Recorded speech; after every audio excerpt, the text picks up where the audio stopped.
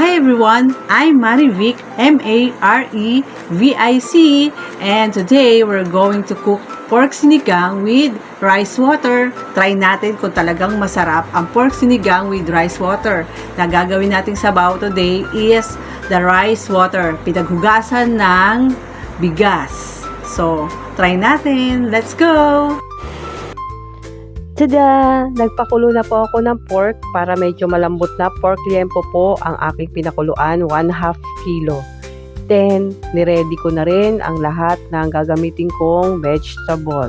Ito po, 2 pieces of tomatoes, 1 piece onion, medium size, and 1 piece siling haba green. And 4 pieces of okra. Niready ko na po, hinati ko lang po. And then, 2 pieces of eggplant. Yan. Na-slice ko na rin ng medyo slant at bilog. Naghimay na rin po ako ng mga dahon ng kangkong.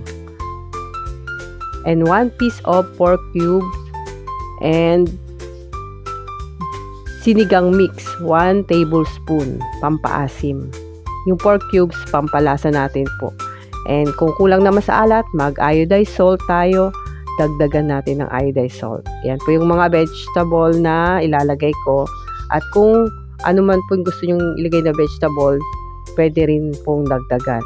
Niready ko na rin po yung 4 cups of rice water o hugas bigas. Yan po yung pangalawang hugas at pangatlong hugas. Hindi ko po sinama yung unang hugas bigas. Ilalagay na natin yung ating sabaw na rice water.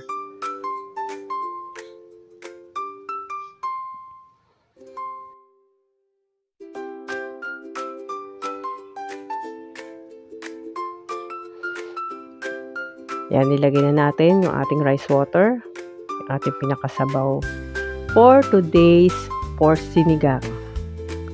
Nilagay ko na rin po yung isang pork cube and dadagdag na rin natin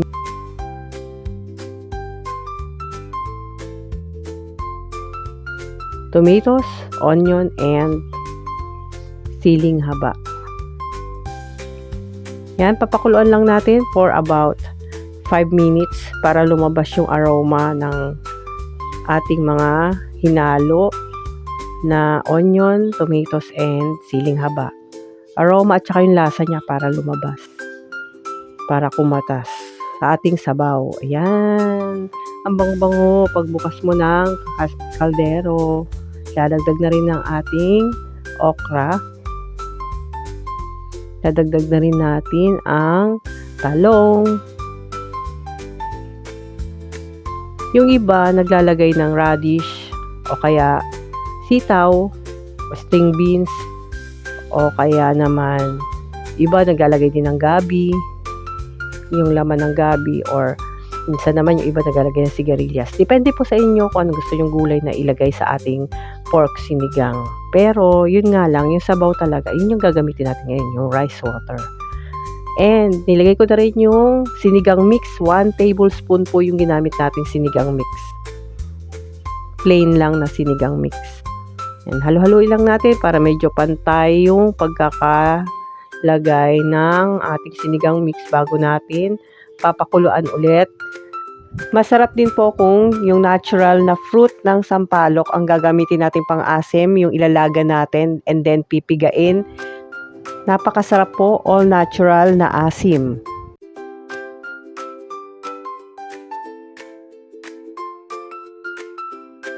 After natin mailagay yung pampaasim, hayaan mo natin siya kumulo saglit. And then, try natin, taste natin kung sakto lang yung asim ng ating sinigang. Try natin.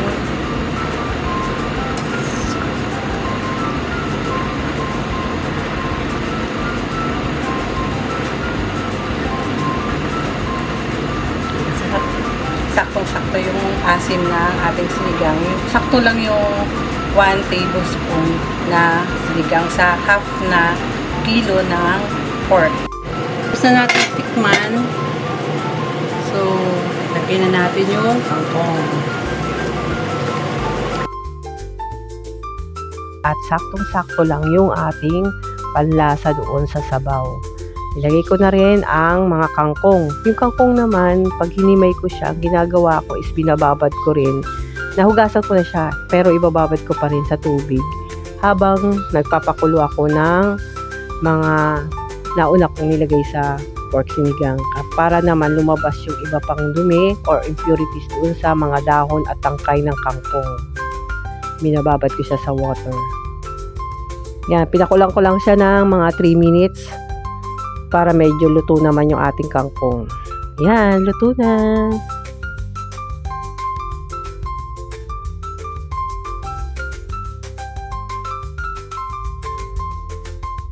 Wow.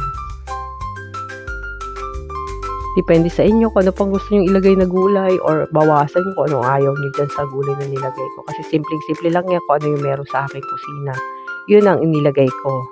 So, pwede naman dagdagan natin ng gulay para mas masarap. Yan, chinek ko yung sabaw, di ba? Medyo thick yung sabaw niya at medyo malabo kasi dahil sa rice water. Pero masarap siya. Try nyo. Depende sa mga panlasa naman natin yung ating mga niluluto. Para sa akin, masarap naman yung rice water na pangsabaw sa sinigang. So, yan na. Ready na tayo for lunch.